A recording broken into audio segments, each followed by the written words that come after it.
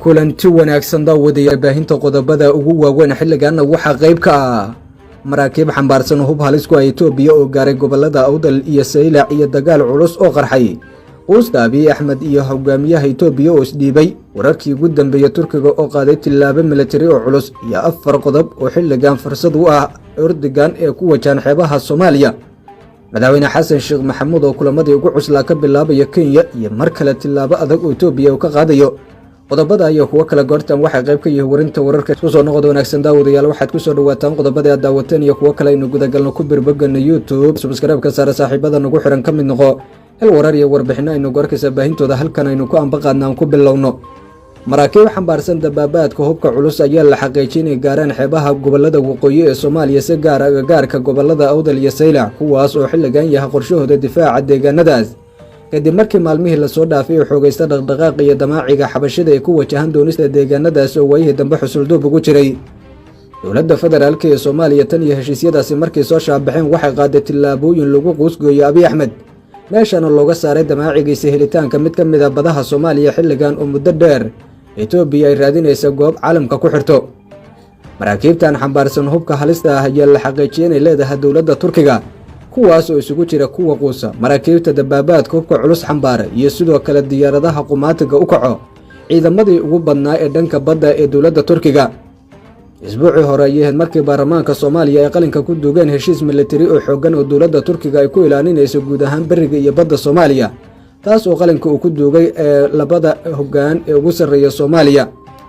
dowladda federaalka ee Soomaaliya waxay intaasi ka dambeeyay waxa ay xoojisay gulufkeeda xoogan iyo iskaashiga military ee wadamada kale ay la galayso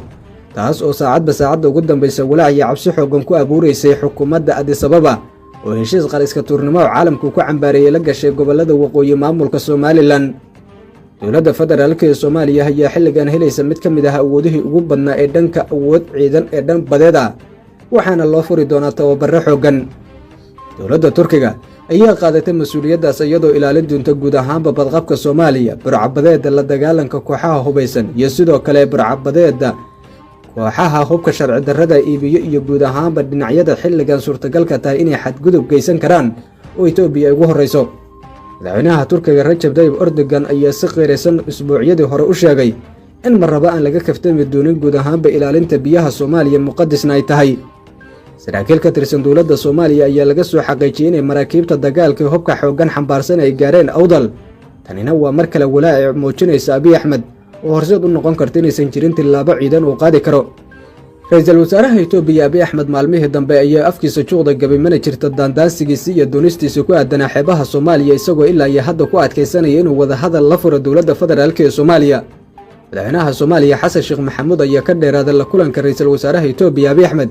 sheegan inaysan jirin aragti iyo xilligan mowqif midayn kara Itoobiya iyo Soomaaliya inta ay ka noqonayso xukuumadda Addis Ababa heshiis baneedka ka dhacay magaaladaas oo ay la galeen Muuse Biixi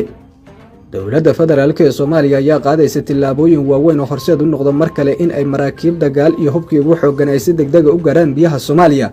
kuwaas oo difaac iyo gaashaan u noqonayo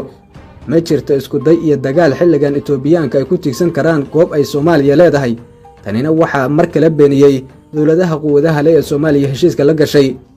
in ka badan 10 dowladood ayaa xilligan heshiisyadan military qayb ka ah waxaana maalinta ka dambeysay ciidamadooda ay soo kala gaari doonaan xeebaha Soomaaliya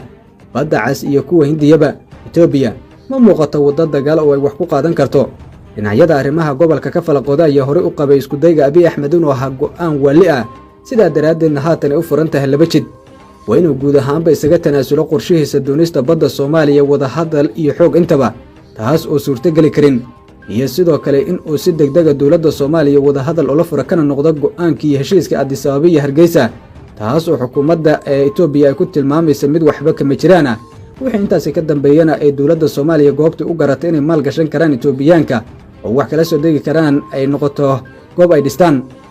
taasi waxa dheer inaysan xilligan Itoobiya heli karin Eritrea Djibouti oo xisad culus dhankooda ay ka curanayso iyo Kenya oo aysan wanaagsaneyn cilaaqaadka ka dhaxeeya maadaama doonista Itoobiya xilligan ay tahay helitaanka bad oo awood ay doonayso si kastaba ha ahaatee Awdal ayaa loo quusgooyay dowladda federaalka ee Soomaaliyana waxay qaadatay go'aano kama dambaysa oo ku wajahan deegaanadaasi taas oo looga jawaabayo wax kasta oo xukuumadda Addis Ababa ay doonayso inay awood dhul Soomaaliyeed ay ku qaadato madaxweynaha Soomaaliya weli waxa uu wadaa hardankiisa adkaaya siyaasadda caalamka uu markale ugu soo bandhigayo isku dayada guracan ee Abiy Ahmed